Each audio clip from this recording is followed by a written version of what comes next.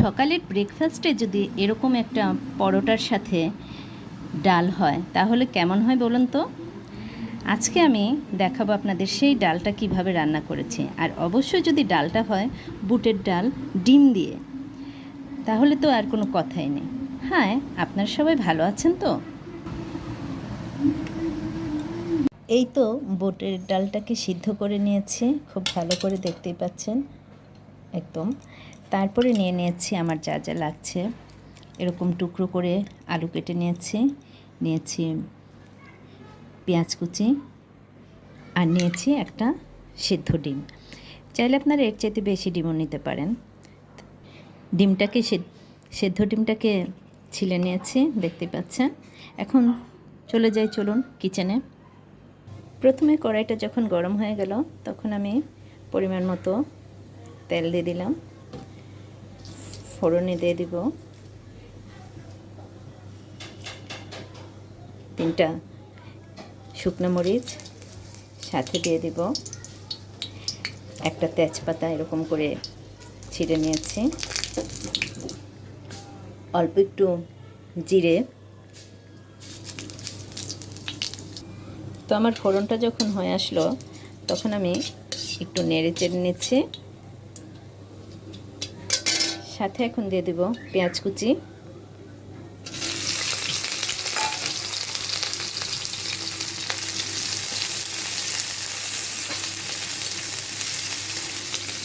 একটু ভালো করে পেঁয়াজ কুচিটাকে একটু ভেজে নেব।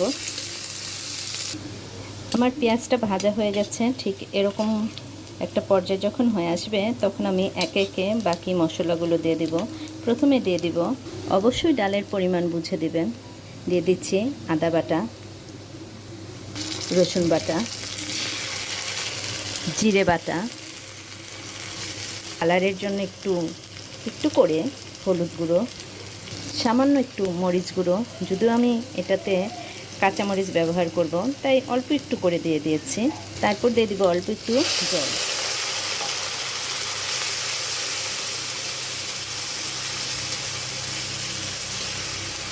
আর দিয়ে দিব স্বাদ ও পরিমাণ মতো লবণ। যদিও লবণটা দিয়ে আমি ডালটাকে সিদ্ধ করে নিয়েছিলাম, তাই লবণের পরিমাণটা একটু বুঝে দিয়ে নেবেন। এখন আমার মশলাটা কষানোর সাথে সাথে আমি কেটে ধুয়ে রাখা এই আলুটাকেও দিয়ে দিব, যেন আলুটাও সাথে সিদ্ধ হয়ে যায় আর মশলাগুলোর সাথেও যেন একটু ভালো করে কষা কষা হয়ে যায়, তাহলে খেতে টেস্ট লাগবে। আর আলুর ভিতরে মশলার ফ্লেভার এবং যে টেস্টটা সেগুলো সব ঢুকবে। তো আমি আবার একটু জল দিয়ে দিলাম আলুটাকে সেদ্ধ করার জন্য। একটু ঢাকা দিয়ে দেব। এখন আমি ঢাকাটা তুলে দেখব, দেখুন কতটা মশলাটা কষে গেছে, সাথে আলুটাও সিদ্ধ হয়ে গেছে। এখন আমি ডালটাকে ফোড়নে দিয়ে দেব।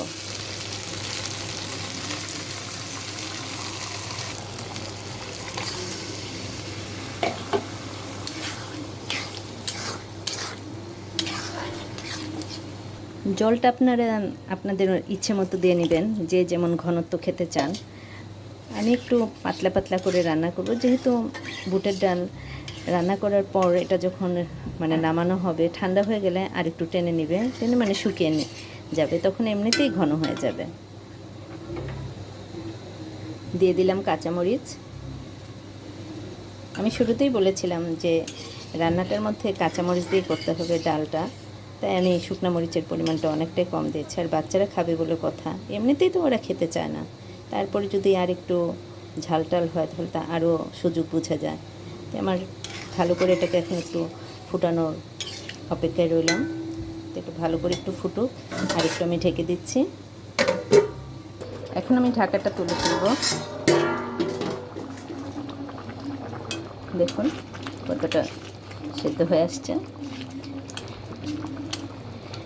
এখন আমার ডালটা প্রায় শেষ পর্যায়ে। এখন এই মুহূর্তে আমি দিয়ে দিব ডিম।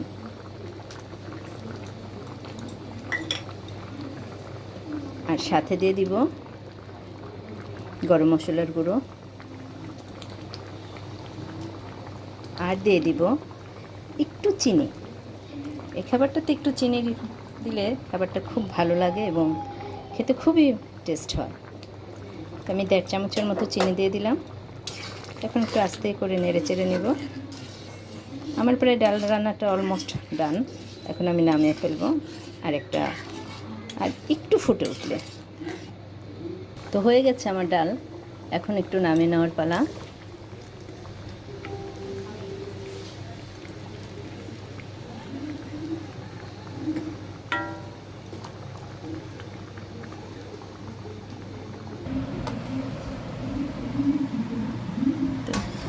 ওকে, আমার ডাল রান্না অলমোস্ট ডান। তো এভাবে একবার খেয়ে দেখতে পারেন, খুবই ভালো লাগবে। আমরা তো সচরাচর দোকানে ডাল খেয়ে থাকি পরোটার সাথে, রুটির সাথে। তো একবার ডিম দিয়ে এরকম বুটের ডাল রান্না করে খেয়ে দেখবেন, অবশ্যই খুব ভালো লাগবে। আমি প্রায় সময় করে থাকি, আমার বাচ্চারা খুবই এটা পছন্দ করে। আর এরকম রেসিপি যদি আরও দেখতে চান তাহলে আমি আরও সুন্দর সুন্দর রেসিপি, ঘরোয়া রেসিপিগুলো আপনাদের সামনে হাজির হব, যদি আমার পাশে থাকেন। আর যদি পাশে থাকেন তাহলে অবশ্যই খাবারটাকে ট্রাই করে লাইক, কমেন্ট, শেয়ার করে দেবেন আমার পেজ আর ফেসবুক থেকে দেখে থাকলে। আর যদি ইউটিউব থেকে দেখে থাকেন তাহলে চ্যানেলটিকে সাবস্ক্রাইব করে দিবেন। ওকে, বাই। সবাই ভালো থাকবেন, সুস্থ থাকবেন এবং যেখানে থাকবেন না কেন নিজের প্রতি খেয়াল রাখবেন।